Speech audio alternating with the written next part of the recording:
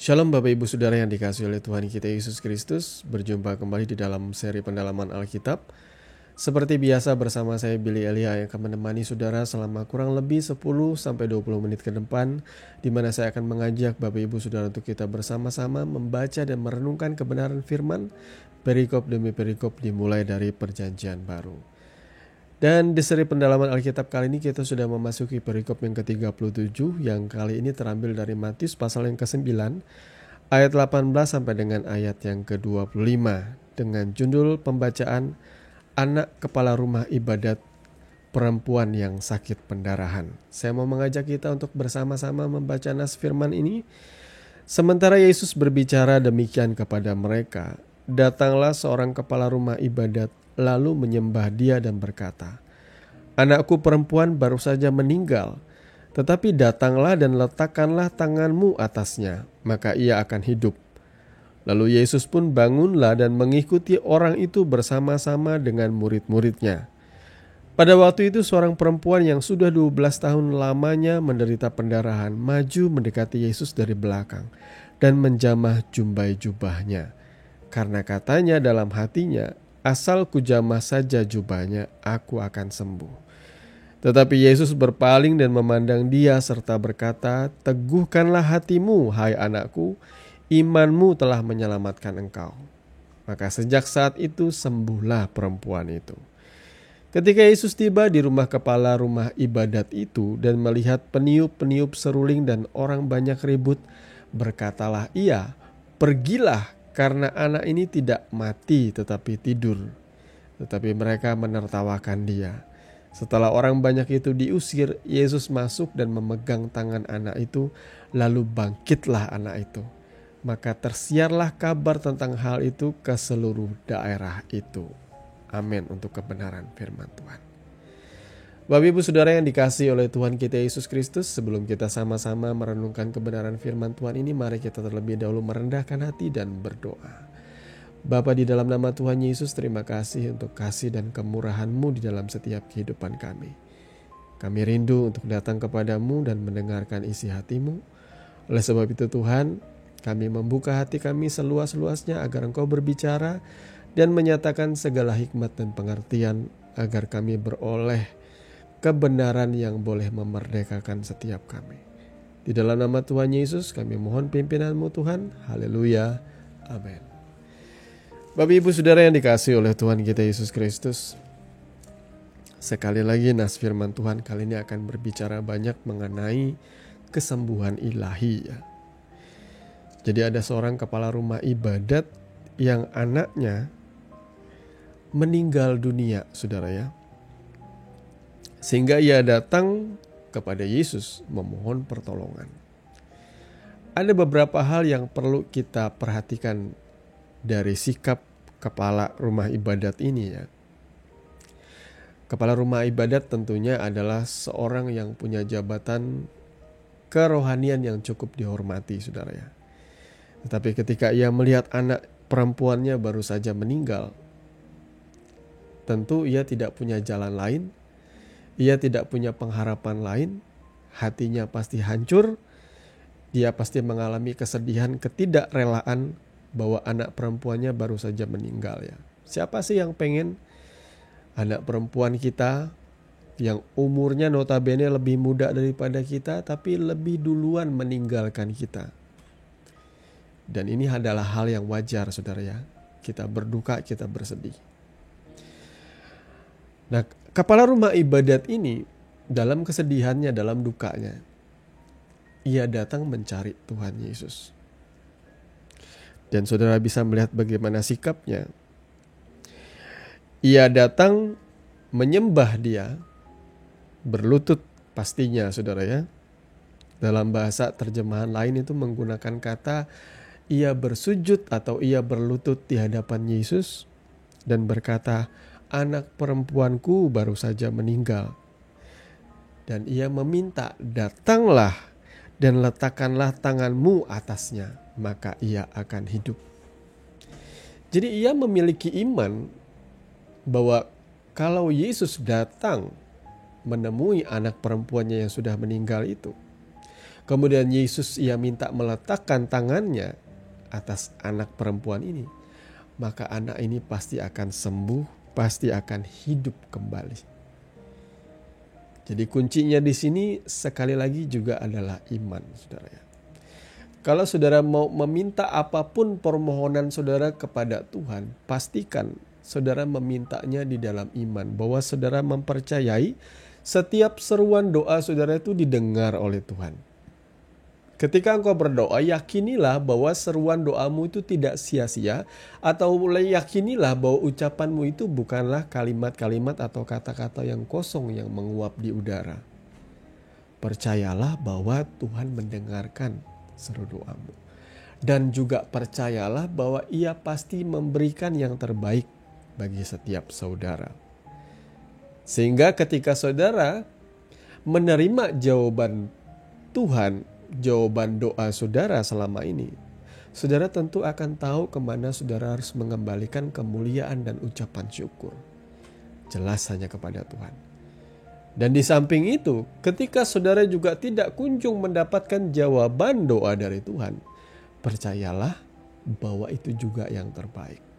Sehingga saya tidak akan memukul rata kasus daripada kepala rumah ibadat dengan anak perempuannya ini tidak lantas berlaku bagi semua orang. Bisa saja ada di antara bapak ibu saudara yang memiliki anak yang akhirnya pulang mendahului saudara kembali ke rumah Bapa di surga. Dan ketika saudara berseru kepada Tuhan di dalam doa, saudara tidak mendapati ia hidup kembali, saudara tidak mendapati ia bangkit kembali. Maka segala pujian kemuliaan tetap harus dikembalikan kepada Tuhan. Karena itulah jawaban doa yang terbaik yang Tuhan berikan di dalam setiap kehidupan saudara. Saudaraku yang dikasihi oleh Tuhan kita Yesus Kristus, lihatlah sikap dari kepala rumah ibadat. Ini bisa kita contoh sebagai teladan kita di dalam mencari Tuhan. Bahwa kita harus datang, bersujud, merendahkan hati, kemudian menyembah Dia. Menyembah Dia. Memandang bahwa Dia precious, Dia berharga dalam hidup kita. Kita perlu akan Dia, kita membutuhkan Tuhan. Di situ baru Tuhan itu dimuliakan, Tuhan itu diagungkan di dalam setiap kehidupan kita. Kemudian yang kedua, di sini ada suatu kebetulan ketika Yesus dalam perjalanan pergi menuju ke tempat perempuan yang sudah meninggal tadi ya, anak kepala rumah ibadat tadi. Dalam perjalanannya ada seorang perempuan yang lain yang juga mengalami masalah, yakni masalah sakit pendarahan selama kurang lebih 12 tahun. Kalau di dalam bahasa lain digunakan sakit pendarahan itu mengacu kepada siklus haid ya, haid atau datang bulan, tetapi yang merupakan satu disesi atau satu penyakit.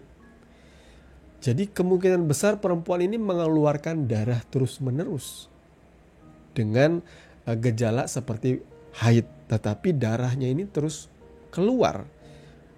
12 tahun dan ia mengalami masalah pendarahan ini bukanlah suatu penyakit yang bisa dibilang sebagai penyakit normal, saudaraku. Ini penyakit yang sudah di luar normal. Normalnya wanita akan mengalami datang bulan atau pendarahan itu sebulan sekali dalam waktu beberapa hari, dan setelah itu haidnya akan reda. Sementara wanita ini dia mengalami haid terus-menerus, dan itu tidak mudah, saudaraku ya. Penyakit seperti ini di masa waktu itu tentu penyakit yang sangat berat. Dan tidak ada tabib atau tidak ada dokter yang ahli yang cukup mampu, kompeten untuk menyembuhkan dia pada waktu itu. Tetapi syukurlah dia memiliki iman. Perlu saudara ketahui bahwa setiap orang yang mengalami haid ya di masa itu, perempuan yang sedang datang bulan itu dianggap sebagai perempuan yang sedang dalam masa kenajisan. Itu dalam hukum Torah, saudara ya. Jadi perempuan yang mengeluarkan dalam bahasa perjanjian lama itu perempuan yang mengeluarkan lelehan darah, yakni menstruasi atau datang bulan itu, dia dianggap najis dan tidak boleh masuk ke rumah Tuhan, tidak boleh beribadat. Ya, hukumnya itu seperti itu di dalam hukum Taurat ya. Nah, ketika ia sedang mengalami penderitaan itu, ia datang mau mendekati Yesus. Dan dalam imannya ia berkata, ia cuma ingin memegang ujung jumbai jubahnya saja. Aku pasti sembuh. Saudara tentu pernah mendengar nas firman Tuhan ini dibacakan dalam sudut pandang dari Injil yang lain, saudara ya. Kalau dari sudut pandang Injil yang lain tuh Yesus dikerumuni oleh begitu banyak orang. Lalu perempuan ini di dalam kelemahannya, di dalam penderitaannya, dia berjuang untuk menjambah ujung jumbai dari jubah Yesus saja. Sementara yang lain pengen memegang Yesus, pengen memegang tangannya, mungkin pengen memegang wajah Yesus. Perempuan ini hanya berusaha untuk menjamah ujung jumbai jubahnya saja. Nah, kemudian apa yang dikatakan oleh kebenaran firman Tuhan? Yesus berpaling dan memandang dia serta berkata, "Teguhkanlah hatimu, hai anakku, imanmu telah menyelamatkan engkau." Jadi dua kisah ini menggambarkan satu hal yang sama, saudara ya, yakni iman. Mana yang lebih sulit disembuhkan? Satu jelas ya, melawan hukum alam. Orang yang meninggal tuh bisa bangkit lagi itu mustahil, saudara ya. Kalau orang yang sakit bisa sembuh juga masih ada kemungkinan, tetapi mengingat penyakit ini sudah 12 tahun, kemungkinan besar ia sudah menemui begitu banyak tabib, begitu banyak dokter di masa itu, tapi dia tidak kunjung sembuh. Saudara bisa bayangkan ada begitu banyak harta benda yang ia harus habiskan untuk ia tukarkan dengan kesembuhannya, tapi dia tidak kunjung sembuh. Sehingga akhirnya dia punya pengharapan, yakni datang kepada Yesus. Berusaha untuk menjambah ujung jumbai dari Yesus saja, dia yakin dia bisa sembuh. Saudaraku yang dikasihi oleh Tuhan kita Yesus Kristus, masih adakah iman di dalam setiap kehidupan saudara? Masih adakah seruan doamu itu bersumber dari keyakinanmu kepada pertolongan Tuhan? Jangan cuma menangis, jangan cuma mengasihani diri sendiri, tetapi belajarlah untuk memiliki iman percaya bahwa Tuhan baik. Tuhan adalah Allah Bapa kita yang jauh lebih baik dari semua bapa yang ada di dunia ini. Dia pasti menyediakan, dia providing. Dia menyediakan yang terbaik. Dia memelihara hidup kita. Dia membelas kasihani kita. Bahkan ketika kita datang dengan kerendahan hati kepada dia, dia sudah mempersiapkan yang terbaik bagi setiap kita. Mari Bapak Ibu Saudara, bangkitkan kembali imanmu. Yakinlah, percayalah bahwa pertolongan Tuhan itu tidak pernah terlambat. Segalanya pasti akan terjadi tepat dan indah pada waktunya. Tuhan Yesus memberkati firman-Nya, mari kita berdoa. Bapa di dalam nama Tuhan Yesus, terima kasih untuk kebenaran firman-Mu yang sudah kami dengarkan, yang menguatkan kami, yang memberikan kami terang supaya kami bisa kembali bangkit Tuhan dari keterpurukan kami. Mungkin selama ini kami kecewa di dalam mengiring Kau. Mungkin selama ini kami meragukan akan janji-Mu. Mungkin selama ini kami mencurigai Engkau jahat terhadap kami Tuhan. Tetapi saat kami mendengarkan kebenaran firman, Tuhan rindu supaya kami datang dengan kerendahan hati. Memulihkan kembali relationship kami dengan Tuhan. Sehingga apapun yang kami minta kepadamu Tuhan, kami percaya kami pasti akan memperoleh jawaban.